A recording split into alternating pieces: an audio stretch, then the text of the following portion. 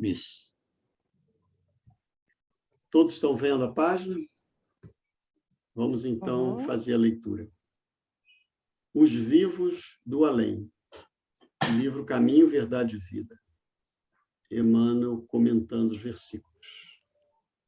Eis que estavam falando com ele 2 varões, que eram Moisés e Elias. Está registrado em Lucas, capítulo 9, versículo 30. E Emmanuel comenta: várias escolas religiosas, defendendo talvez determinados interesses do sacerdócio, asseguram que o Evangelho não apresenta bases ao movimento de intercâmbio entre os homens e os espíritos desencarnados que os precederam na jornada do mais além. Entretanto, nesta passagem de Lucas, vemos o mestre dos mestres confabulando com 2 entidades egressas da esfera invisível de que o sepulcro é a porta de acesso. Além de diversas circunstâncias, encontramos o Cristo em contato com almas perturbadas ou perversas, aliviando os padecimentos de infortunados perseguidos. Todavia, a mentalidade dogmática encontrou aí a manifestação de Satanás, inimigo eterno e insaciável. Aqui, porém, trata-se de sublime acontecimento no Tabor. Não vemos qualquer demonstração diabólica, e sim 2 espíritos gloriosos em conversação íntima com o Salvador. E não podemos situar o fenômeno em associação de generalidades, porquanto os amigos do outro mundo, que falaram com Jesus sobre o monte, foram devidamente identificados. Não se registrou o fato declarando-se, por exemplo, que se tratava da visita de um anjo, mas de Moisés e do companheiro, dando-se a entender claramente que os mortos voltam de sua nova vida.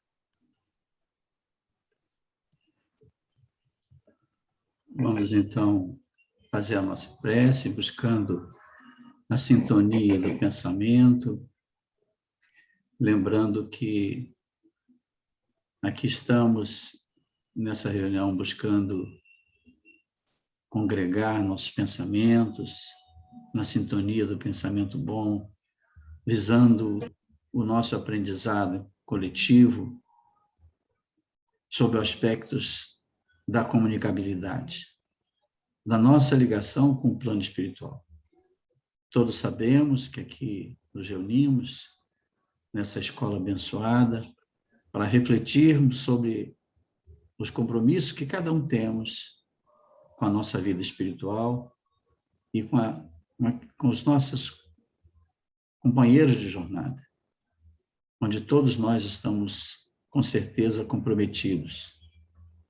E por isso é sempre oportuno refletirmos sobre as responsabilidades que nos cabem perante as nossas tarefas cotidianas, em nosso lar, com aqueles que estão mais próximos, com a parentela física, mas, sobretudo, com a parentela espiritual que encontramos no mundo, onde quer que estejamos, na via pública, na casa espírita, no trabalho, onde quer que estejamos. Rogamos, assim, aos amigos espirituais que nos envolvam, em especial a nossa querida Rita, hoje, que conduzirá os estudos, que todos nós possamos participar com ela, aprendendo juntos esses ensinamentos libertadores. Fica conosco, Senhor, hoje, agora e sempre, que assim seja. Bem, boa noite. A palavra é sua agora, todos. Rita. Primeiro, oi? Está sem som? Estamos te ouvindo, Rita. Estamos ouvindo bem, a palavra é sua. Tá. Então, primeiro, agradecer a oportunidade do trabalho, dar boa noite a todos e dizer, como sempre, que isso é mais um estudo, um intercâmbio entre nós, entre os nossos psiquismos, as nossas pendências, os nossos questionamentos, né? Que os espíritos nos dão essa oportunidade.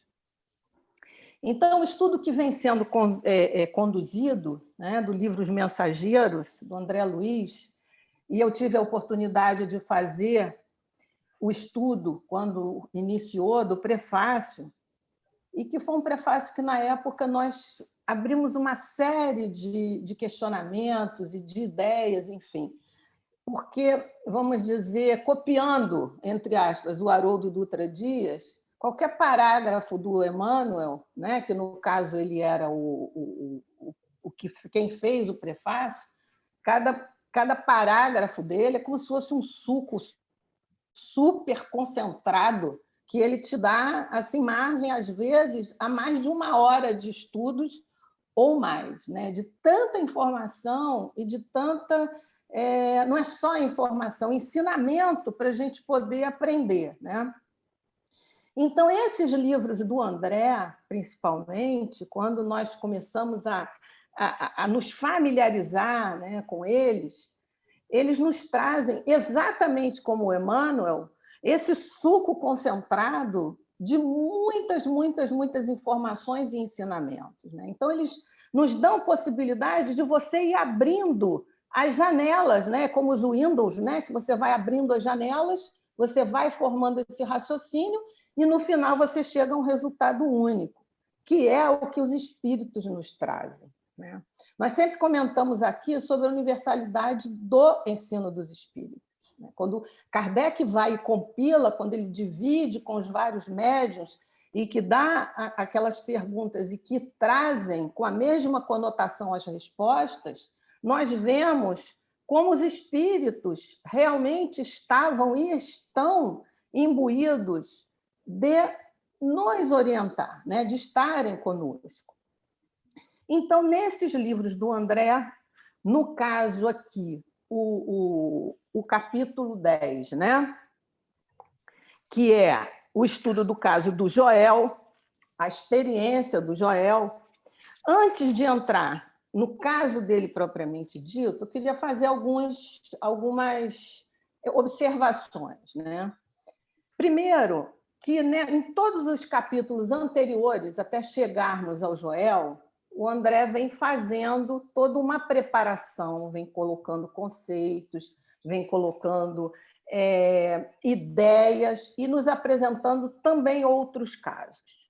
O que nos veio a ideia é que seja o Joel, seja o Acelino, seja o Otávio, somos todos nós. Eles são exemplos de situações perfeitamente possíveis de serem vivenciadas por nós ao longo do nosso mosaico de encarnações, porque nós somos um mosaico. Agora, que ideia, né, que imagem nós vamos colocar com esse mosaico vai depender de nós. À medida que essas mazelas forem sendo superadas, forem sendo aprendidas essas lições por nós vamos construindo esse mosaico, né? Então,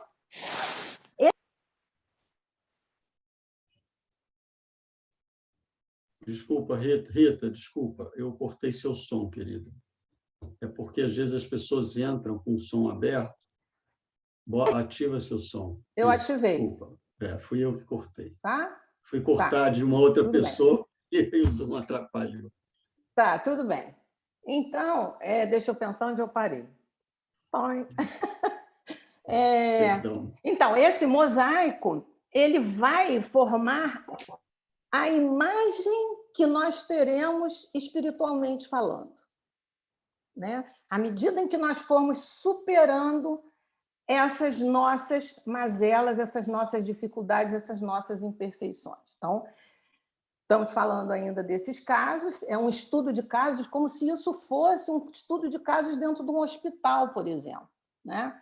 Nós pegamos os pacientes, abrimos a sessão clínica e cada um vem e expõe dos seus pacientes em que estágio está o tratamento, quais são as providências, os exames, as necessidades, o que continuou, o que nós conseguimos realmente resolver, né? Então, são casos, como se fossem casos clínicos dentro de um hospital. E esse hospital, né, é a espiritualidade, determinadas estruturas, né, que nós sabemos que existem na espiritualidade de socorro, né, a esses pacientes, né? Então, Eu gostaria de ler algo que tem muito a ver como a introdução foi o Evangelho, e, como eu disse, foi uma conversa sobre o Evangelho. Lucas, né? E eu falei para o Guilherme, ele perguntou se eu tinha alguma sugestão, enfim, preferência. Eu falei, não, o acaso, entre aspas, sempre é soberano e sempre nos leva a alguma, enfim, alguma ideia, né? Então, eu vou ler uma passagem, tá, do Evangelho segundo o Espiritismo, e que é do Kardec, Allan Kardec, que a escreveu, que está no capítulo 17, item 52. Então, ele diz o seguinte, que vai tratar do tema de hoje. Alguns, ainda muito tenazes, são os laços da matéria para permitirem que o espírito se desprenda das coisas da terra. A névoa que os envolve tira-lhes a visão do infinito, de onde resulta não romperem facilmente com os seus pendores, nem com os seus hábitos, não percebendo haja qualquer coisa melhor do que aquilo de que são dotados. Ou seja, tem uma visão curta, eles não têm essa ideia da espiritualidade. Tem a crença nos espíritos como simples fato, mas que nada ou bem pouco lhes modificam as tendências instintivas. Ou seja, é um mero fato, não estão ainda atentos para o significado, né, desse contato, desse intercâmbio com os espíritos. Numa palavra, não divisam mais do que um raio de luz, insuficiente a guiá-los, a as facultar uma vigorosa aspiração capaz de lhes sobrepujar as inclinações. Quer dizer, tem uma visão direcionada, curta, ainda não ampla, né? Atem-se mais aos fenômenos do que à moral. Então, nós estamos aí na parte instintiva, e não ainda naquela parte de refazimento e de conclusões morais que vão nos ajudar a construir esse mosaico de uma forma muito mais completa, né? E de muito mais embasada nesses ensinamentos do Cristo, que lhes afigura sediça e monótona, ou seja, eu não quero saber de lição, de moral, eu não quero saber de nada disso, eu quero viver o aqui e agora, eu estou muito bem do jeito que eu estou, eu não quero compromisso, e aí nós vamos levando a vida, né? E não nos atendo ao significado, ao objetivo, né, do que a vida tem para nós, né? Porque todos nós necessitamos desse objetivo, por isso muitos andamos perdidos, andamos buscando e não sabendo exatamente o quê. Pedem aos espíritos que incessantemente os iniciem nos novos mistérios, ou seja, nós queremos saber por curiosidade, por frivolidade, né? Sem procurar saber se já se tornaram dignos de penetrar os arcanos do Criador, ou seja, como que nós vamos querer ter acesso a determinadas informações se nós não nos habilitamos, se nós não nos reformamos a esse ponto? Que informações são essas que nós queremos obter da espiritualidade? Esses são os espíritas imperfeitos, alguns dos quais ficam a meio caminho ou se afastam dos seus irmãos em crença porque recuam ante a obrigação de se reformarem, ou então guardam as suas simpatias para os que lhes compartilham das fraquezas e das prevenções. Ou seja, eu vou me afinizar, eu vou me sintonizar com aqueles que partilham do meu curto entendimento da vida espiritual. É o que ele está dizendo aqui. Espíritas imperfeitos, aqueles que ainda estamos muito simpatizantes, e não realmente imbuídos de seguir realmente a doutrina, a orientação dos espíritos e os ensinamentos de Jesus. Então, contudo, a aceitação do princípio da doutrina é um primeiro passo que lhes tornará mais fácil o segundo noutra existência. Ou seja, eu tomo conhecimento agora, vislumbro, mas eu não vamos dizer assim, não mergulho, eu não estou totalmente convencida de que realmente esse caminho é o que eu quero seguir. Eu ainda estou disposta a estar no meu imediatismo, naqueles prazeres fugazes, e depois que, não importando e não tendo consciência de que realmente esses prazeres fugazes é que me levam para o vazio existencial, né? Porque quando eu tenho algo muito imediato e que é como um fogo de palha, ele não se mantém. Então, todos esses prazeres e todas essas ideias fugazes, elas vão embora e eu fico atônita, vazia, deprimida, né? Então, eu já tenho um caminho. Quando chega numa outra existência, eu digo, espera aí, eu já ouvi falar disso, que pode ser muitos nós que estamos aqui, que nós já ouvimos falar dessa ideia, já tivemos esses conceitos de alguma forma, mas nós ainda não resolvemos seguir esses preceitos. Aquele que pode ser, com razão, tá? Com razão, qualificado de espírita verdadeiro e sincero, se acha em grau superior de adiantamento moral.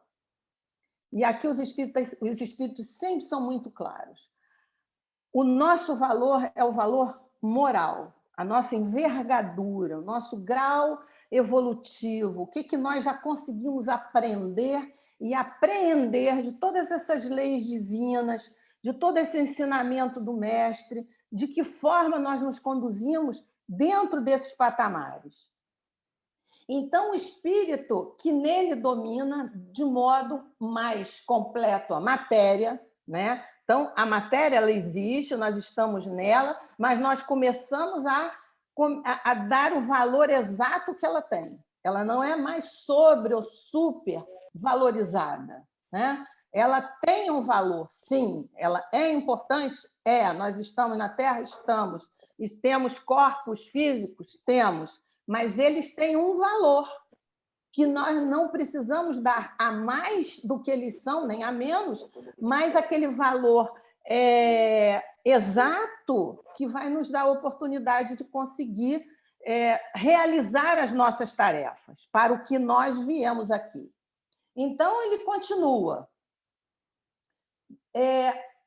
O espírito que nele domina de modo mais completo a matéria dá-lhe uma percepção mais clara do futuro.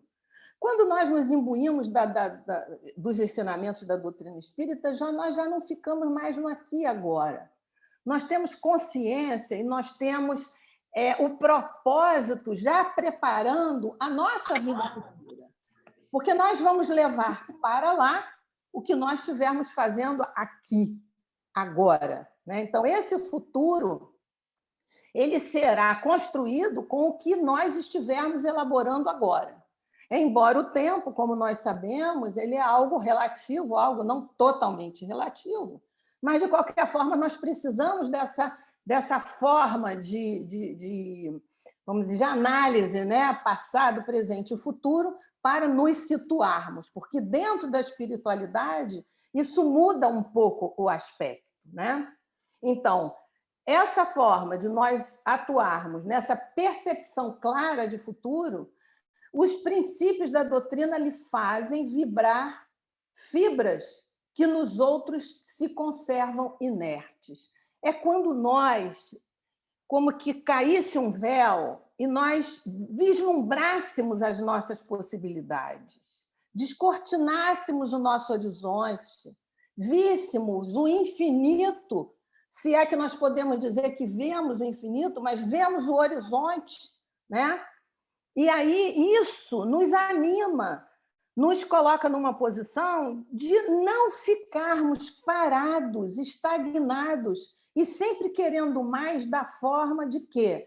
De ajudar, de servir, de progredir, de estar inseridos na lei, né, de progresso, aliada às outras leis que também nos movem, que são aquelas molas que nos fazem o quê? Que nos proporcionam e nos propulsionam o valor moral, né? Então, quem é espírita, quem já está saindo da simpatia somente pela doutrina, já não é mais o mesmo. É aquele que está sempre inquieto, mas não tem uma inquietude no sentido ansioso, tem uma inquietude no sentido de querer saber mais, de servir mais, de estar mais atento, mais presente, mais solidário, mais participante, mais atualizado, mais aplicando esses ensinamentos e transformando tudo isso em ações, né? Então, o espírita, ele não é inerte, não é inerme, ele é jovial, ele é atuante, ele é participante, não se deixa. Muitas vezes, às vezes, até nós somos super pressionados para termos a nossa energia de baixo teor, nós somos bombardeados com informações, nós somos massacrados, às vezes, por ideias que nos chegam e que são extremamente negativas. O que nós fazemos com esse bombardeio que chega? Então, nós não podemos mais, né, nos ater a esse tipo de situação. Estamos na Terra para vivenciar este tipo de situação, mas nós já temos condições de transformarmos essas dificuldades em um aprendizado que vai nos fazer alguma coisa de útil para a nossa evolução.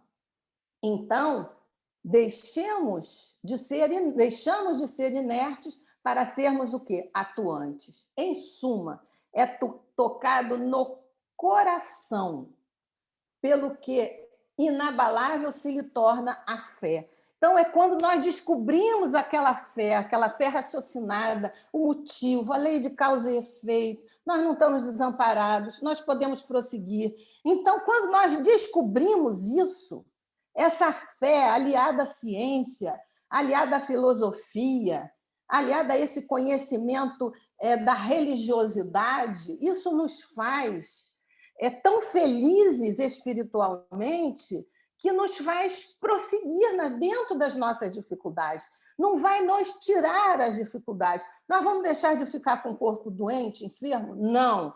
Nós vamos deixar de ter problemas? Não. Nós vamos ter situações que vão serem assim, praticamente intransponíveis? Não. Mas nós vamos passar por tudo isso sem nos deixarmos abater.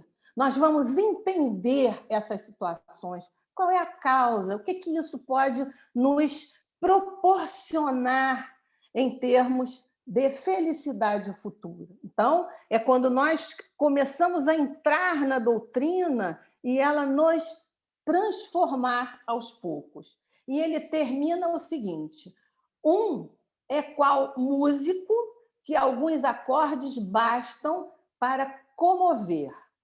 Então, quando você escuta uma música, às vezes, quando você às vezes nem é músico, mas aquela música te toca, aquela música tem algo a dizer a você. Nas primeiras notas, você já sabe o que vai tocar. Que músico, que autor, que compositor, que cantor, enfim, autoria de quem, que gênero. Aquilo vai te trazer uma satisfação, aquilo vai te trazer uma alegria e uma tranquilidade anterior. Então, nós somos esses músicos das primeiras notas, ou então, ao passo que outro apenas ouve sons, né? Então, sem aquelas coisas que não formam uma melodia, né? Que não vão ser harmônicos. Então, são ouve sons desconexos. Então, nós temos que aprender também, e vendo isso aqui, a compor a nossa sinfonia espiritual. aprender essas notas, que são notas que chegam todos os dias para nós, como desafios, como felicidade, como satisfação, como problemas. Isso tudo é uma sinfonia, porque nós estamos aqui, nós estamos na Terra, nós estamos no aprendizado. Reconhece-se o verdadeiro espírita pela sua transformação moral e pelos esforços que emprega para domar suas inclinações mais. E aí, nós vamos para o Joel. Porque o que aconteceu com Joel? Né? Eles dão uma descrição do Joel, né? Interessante, que ele era um velhote de fisionomia simpática, com expressão melancólica, como um enfermo em convalescença. Ou seja, ele recebeu uma atribuição, ele foi convidado, ele foi confiada a ele uma tarefa, né? Dentro da mediunidade, e ele o quê? Desperdiça isso, de alguma maneira. Quando ele chega na espiritualidade e se depara com essa realidade, ele é um espírito adoecido. Então, nós não podemos, dentro desse estudo, e o André coloca isso muito bem, nós não podemos fazer muito uma separação dentro desse nosso psiquismo que nós temos agora, embora as ideias venham à medida em que elas têm, vamos dizer assim, como que uma permissão para elas aparecerem, para esse conhecimento, enfim, para esse raciocínio e para as nossas lembranças. Mas isso vem sendo elaborado nessa situação, nós não temos como separar muito isso, porque ele está sofrendo consequências, inclusive com sensações que nós colocaríamos como físicas, porque quando aqui diz, ele tem vertigens.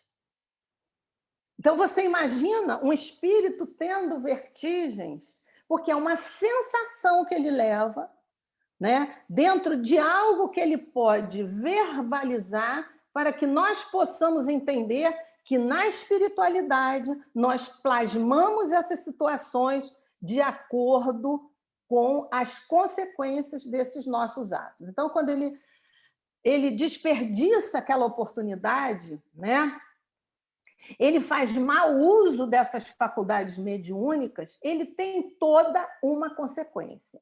E aí nós fizemos aqui uma correlação, e para a gente poder situar isso, nós pensamos, os mensageiros foram o livro foi publicado em 1944, né? Ou seja, há 77 anos. Tá?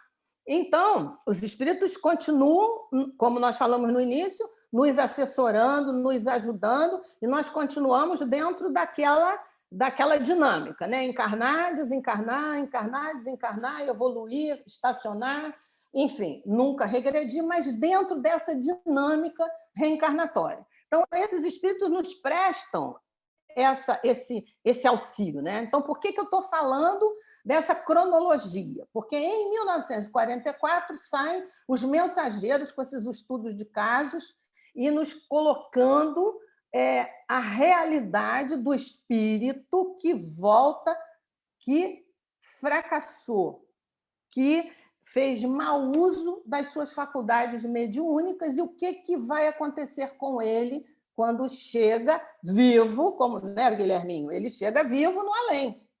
Ele não chega morto, entre aspas, ele chega vivo no além. Ele chega com aquela realidade, né, que é a nossa realidade. O Joel, o Otávio, o Acelino, somos nós.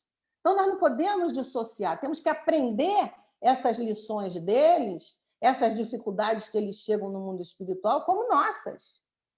Porque, muitas vezes, aqui nós temos dificuldades porque não levamos adiante as nossas funções mediúnicas como elas deveriam ser levadas, e nós começamos a sofrer aqui. Só que, quando nós despertamos, né, na outra dimensão, no tal chamado além, o que acontece conosco? Nós vislumbramos, meu Deus, eu desperdicei uma ótima oportunidade de poder evoluir, de poder servir. E, ao mesmo tempo, eu me deixei levar por situações que não trazem em absoluto benefício para mim, como espírito, né?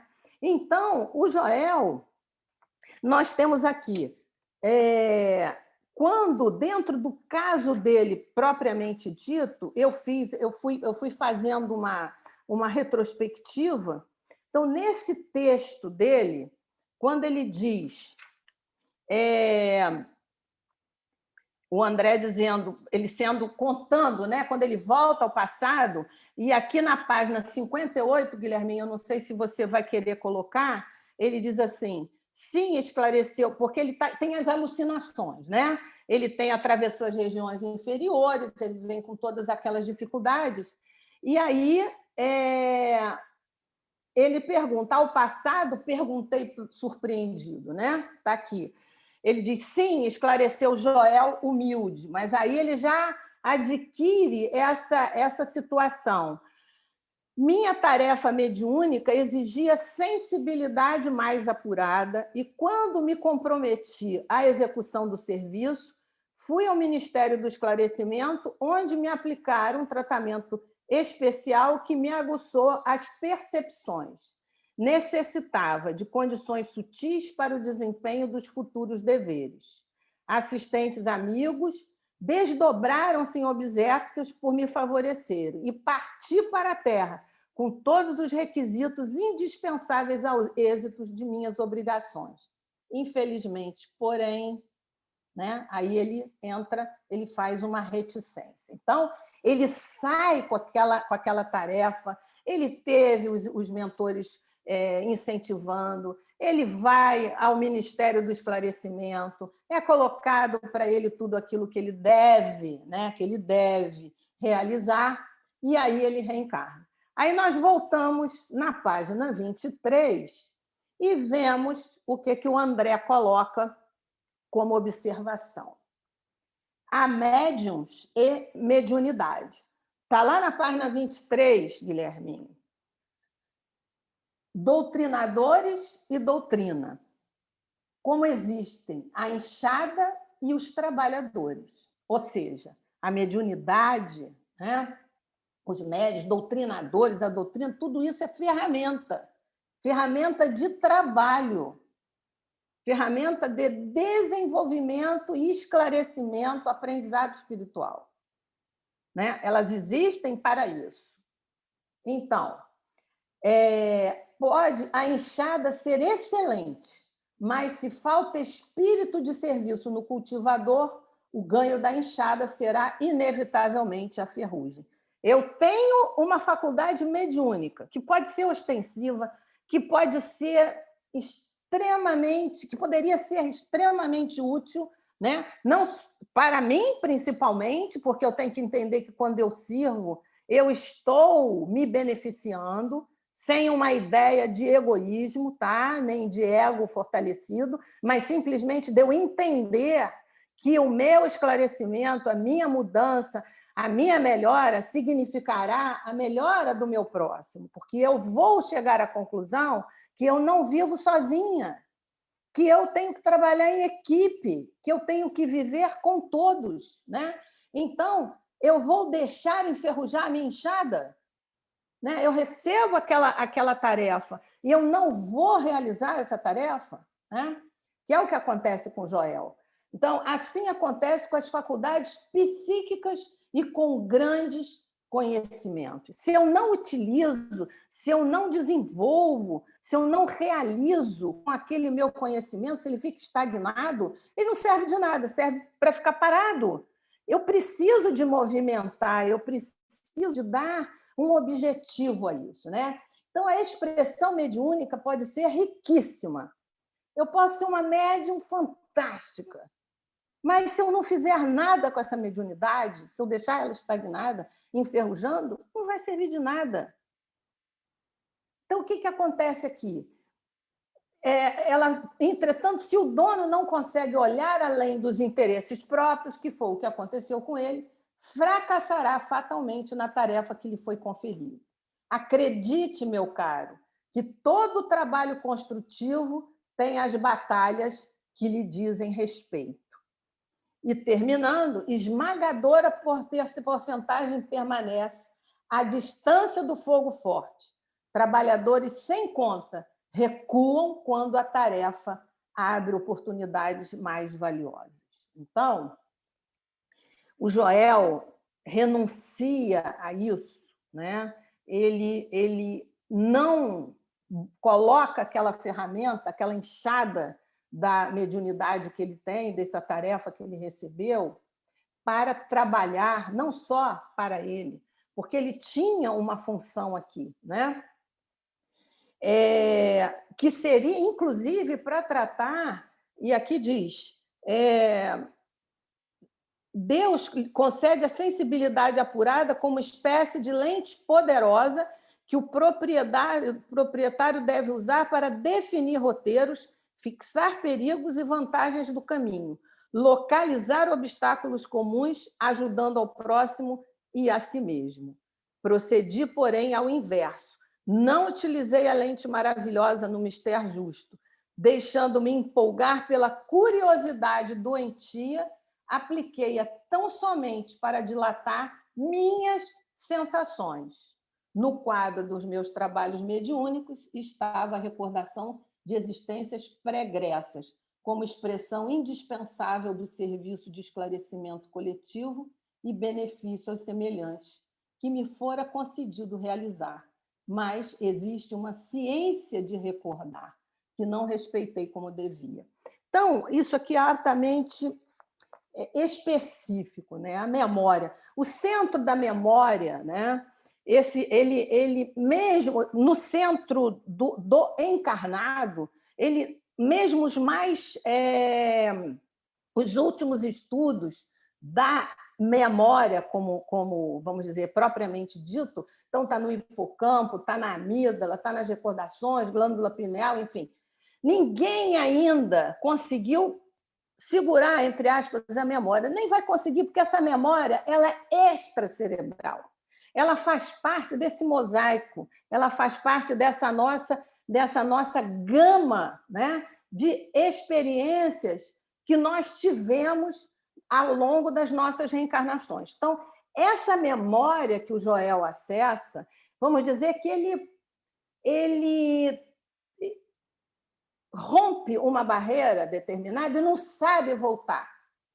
Ele acessa uma memória de uma vida, de uma personalidade, porque nós somos compostos de várias personalidades. Eu hoje estou Rita, mas eu não sei quem fui na outra encarnação anterior como personalidade. Eu tenho o meu espírito, a minha essência, a minha individualidade, que estão sendo construídos através dessas minhas personalidades. Ele acessa essa personalidade e se desequilibra.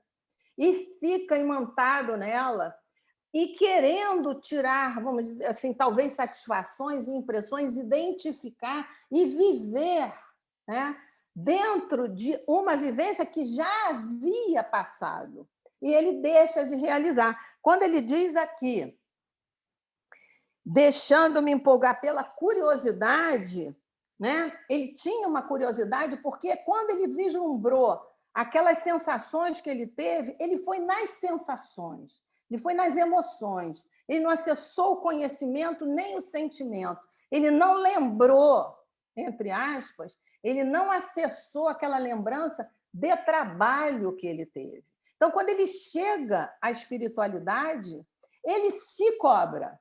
Nesse caso aqui, nós não estamos vendo um obsessor, um cobrador, não, ele mesmo percebe como ele se desequilibrou, como ele não utilizou todas aquelas tarefas a que ele tinha voltado a quando ele reencarnou, né?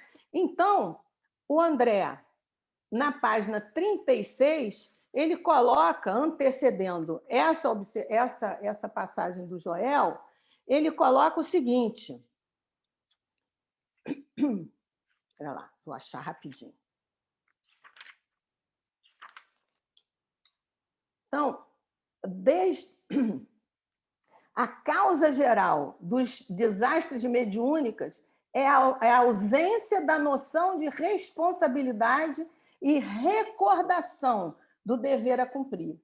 Quer dizer, ele não tem essa responsabilidade. Ele leva tudo numa forma muito superficial. Ele não percebe a importância daquela tarefa que ele tinha, daquela mediunidade que ele era portador. Então, ele desperdiça essa oportunidade. Então, tem outro parágrafo aqui, que é advertências profundas, que antecedem, no capítulo 6, em que ele diz: desde as primeiras tarefas do Espiritismo Renovador, nosso lar tem enviado diversas turmas ao trabalho de disseminação de valores educativos. Centenas de companheiros partem daqui anualmente, aliando necessidades de resgate ao serviço redentor, mas ainda não conseguimos os resultados desejáveis. Alguns alcançaram resultados parciais nas tarefas a desenvolver, mas a maioria tem fracassado ruidosamente.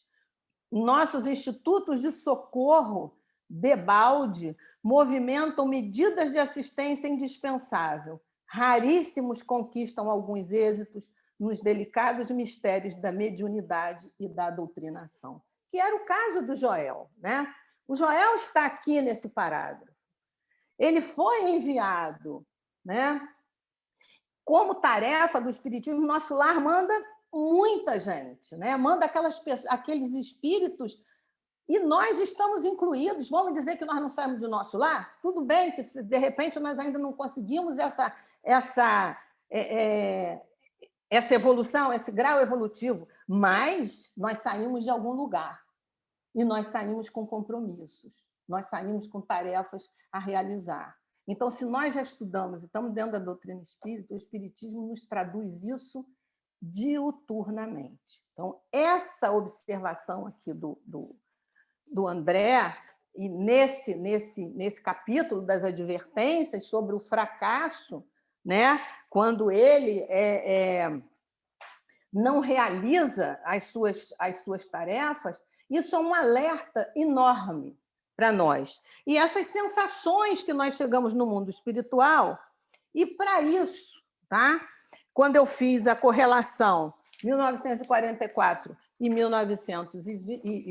2000 e o ano 2000, quando é lançado o livro Tormentos da Obsessão, nós vamos ver o espírito Manuel Filomeno de Miranda narrando mais ou menos, não digo mais ou menos, mas quase totalmente o mesmo trabalho que se faz na esfera de nosso lar no atendimento aos espíritos que chegam em situação de não realização das suas tarefas, principalmente mediúnicas.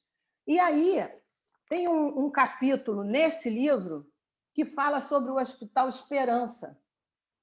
E esse Hospital Esperança, ele não só atende aos espíritos espíritas, né, como diz o doutor Bezerra, como também atende a outros espíritos que vêm de outras profissões religiosas, mas com um débito, né, dentro da sua parte espiritual, que está trazendo problemas em que essas criaturas, esses espíritos, quase que traduzem sensações que nós colocaríamos como físicas, mas na espiritualidade. E que terapias, né, são realizadas. Então, eu tenho uma descrição aqui rápida do Hospital Esperança, que é o seguinte: é uma obra na espiritualidade conhecida como sanatório ou Hospital Esperança. Ela foi erguida por Eurípides Barçanufo e tem como função atender os espíritos que desencarnaram necessitados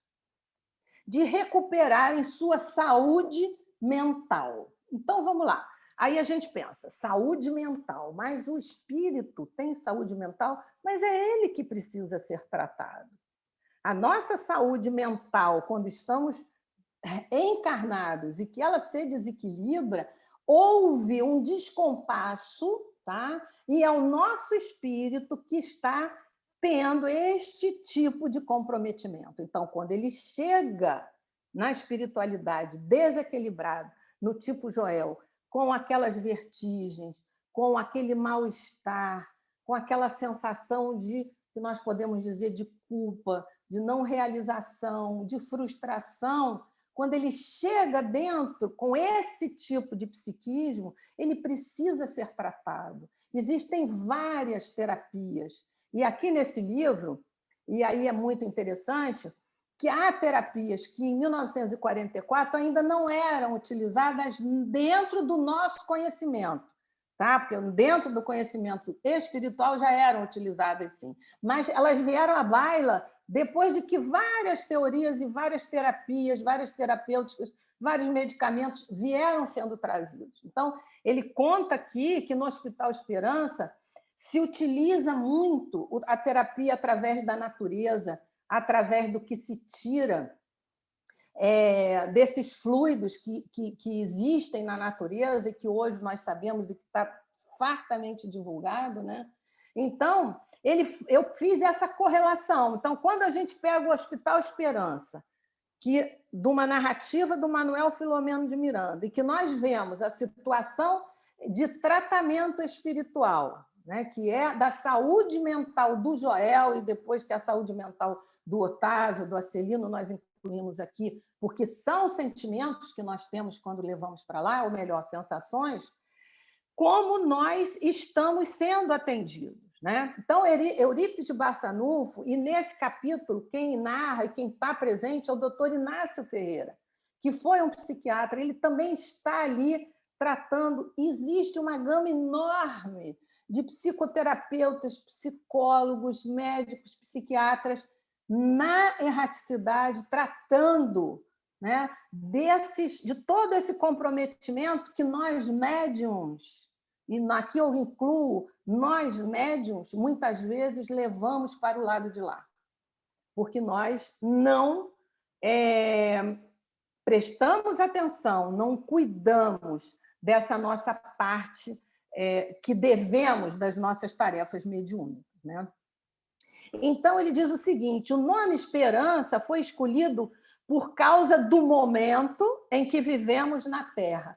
Nós estamos precisando de muita esperança, muito. Então, isso nos dá uma forma, porque só a palavra esperança, né, nós sabemos, quando nós estudamos em neurolinguística, o poder que as palavras têm, que energia que elas carregam, nós já temos algo que nos dá alento. O momento na Terra é difícil, nós estamos precisando o quê? De esperança. Nós vamos melhorar, nós vamos ter dias melhores, nós vamos conseguir que os nossos objetivos realmente se realizem, né? Está difícil? Está difícil. São circunstâncias plantadas por nós e que por nós serão amenizadas. Então, ele continua: todo sofrimento da transição do estágio de provas e expiações para a regeneração. E aí nós já estamos entrando naquele estudo da transição planetária. E se reflete na necessidade de renovação de atitudes e da educação de sentimentos. Ou seja, deixar o nosso primarismo, deixar a nossa parte instintiva para onde ela deve ser utilizada. E trazer à tona, trazer à baila, desenvolver, praticar, exercitar, né, os nossos sentimentos. Porque quando nós usamos o sentimento, não está só a razão presente. Nós colocamos, como ele disse aqui, o nosso coração, a nossa forma de trabalhar, mas com acolhimento, com solidariedade, com vontade de servir, né? Então, quando a gente já está focalizando esse tipo de situação, nós já conseguimos vislumbrar uma esperança maior, né? Então, dessa forma, muitos espíritos com dificuldade do autoenfrentamento adoecem e caem na desesperança, no desânimo de não conseguirem progredir. É o Joel. Ele está deprimido, ele está caído, ele está se culpando, ele está se sentindo desalentado. Por quê? Porque ele percebeu o quanto ele tinha possibilidades de realizar e ele deixou passar. Então, ele volta com essa sensação. E como é que ele vai realizar isso, né?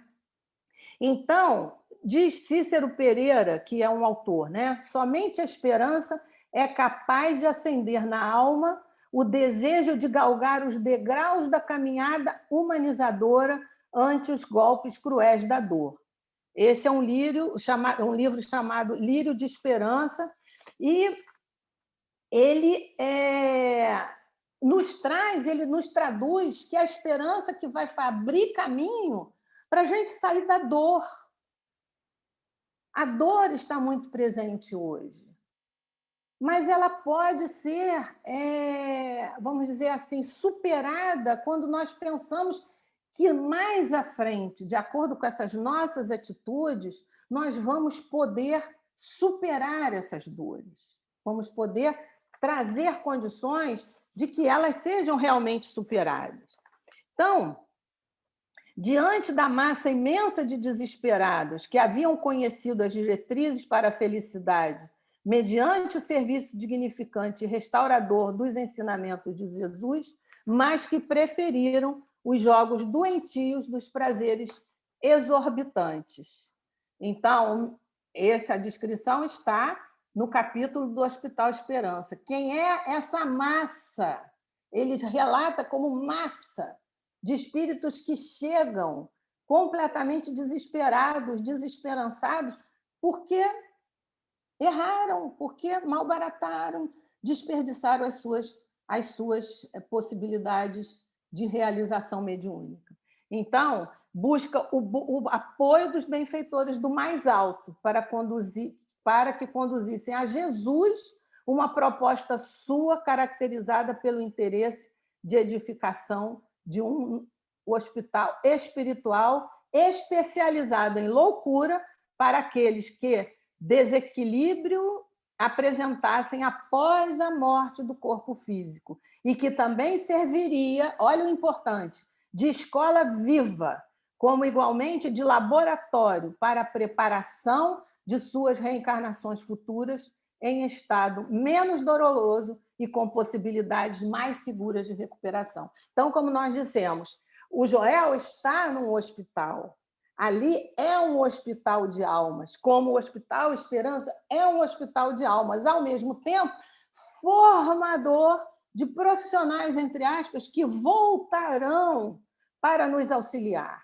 As terapias são variadíssimas, tá? E elas são todas utilizadas para nos beneficiar. Deixa eu ver se eu acho aqui alguma delas, para nós podermos ter ideia de como eles trabalham, mas eu já estou em cima, estou assim, 6 minutos. Por pouquíssimo tempo. Então, eles falam, por exemplo, a fluidoterapia que o Joel já faz, né? Eles lá fazem musicoterapia, tá? Prece-terapia, amor-terapia, são as bases de todos os procedimentos aqui praticados no Hospital Esperança e também nesse hospital onde o Joel está sendo atendido, porque é um hospital espiritual, né? Então, que se multiplicam em diversificados métodos de atendimento aos sofredores conforme as síndromes, a extensão do distúrbio, a gravidade do problema. Então, os espíritos chegam com síndromes, ou seja, um conjunto, tá, de sintomas, de problemas. E essa sintomatologia vai ser analisada de acordo com cada caso que se apresente, né? Porque são casos muito complexos. Os espíritos, quando chegam hoje, com as pendências que nós temos, com a oportunidade que nós temos de errar aqui hoje, porque a oportunidade de errar aqui hoje é exorbitantemente grande, né? Nós temos assim, mais uma infinidade de situações que nós podemos nos comprometer. Então, nós temos que ter um grau vamos dizer, autoconhecimento, autopreservação, inclusive, para que nós não caiamos, né, em situações que vão nos comprometer. E aqui diz assim, concomitantemente, as indiscutíveis terapias desobsessivas recebem cuidados especiais, particularmente nos processos de vampirização, aí já tem outros estudos do André, muito bons, para liberar aqueles que submetem as suas vítimas e internando-os logo depois para tratamento de longo curso. Cirurgias perispirituais para retirar implantes perturbadores e por aí vai, eu tenho 3 minutos. Enfim, o que nós temos que... É muita coisa, Guilherme, muita. Quando você estuda o perispírito, quando você estuda a ligação dele, a memória extracerebral, a oportunidade que esses espíritos nos fornecem como conhecimento para que a gente possa realmente sair desse lodaçal de uma maneira um pouco melhor, né? Nós vemos as inúmeras possibilidades que nós temos, né? Então, quando o André nos fala do Joel, aqui das suas sensações, das suas implicações, do seu talvez fracasso, mas vamos dizer, eu acho que é mais desperdício de oportunidade, né? E quando o Manuel Filomeno de Miranda vem e nos coloca, esse livro também quando você lê aliado ao André Luiz, que você casa as informações, que você faz esse encontro, né?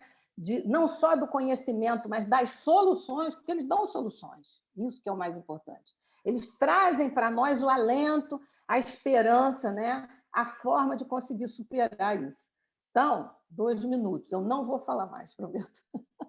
Não sei se tem alguma coisa, eu acho que nem dá tempo para pergunta, mas se vocês quiserem ampliar assim, o que eu li, na realidade, eu li o livro Rita, comenta esse final aqui, no seu tempo final, ó, que é a conclusão dele, né?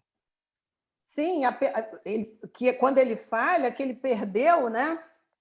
Essas perturbações psíquicas que constituem doloroso martírio, porque ele vive, ele revive. Aqui, como ele não conseguiu superar, e aqui eu estou nessa memória, aqui, deixa eu ver se eu leio rápido. Olha só. Desencarnando, rapidíssimo, o espírito é dono de uma memória mais completa e aguda, livre do arrimo biológico, ou seja, ele se livrou do corpo que o sustentava, mas também que o cerceava, o limitava. O espírito recorda mais.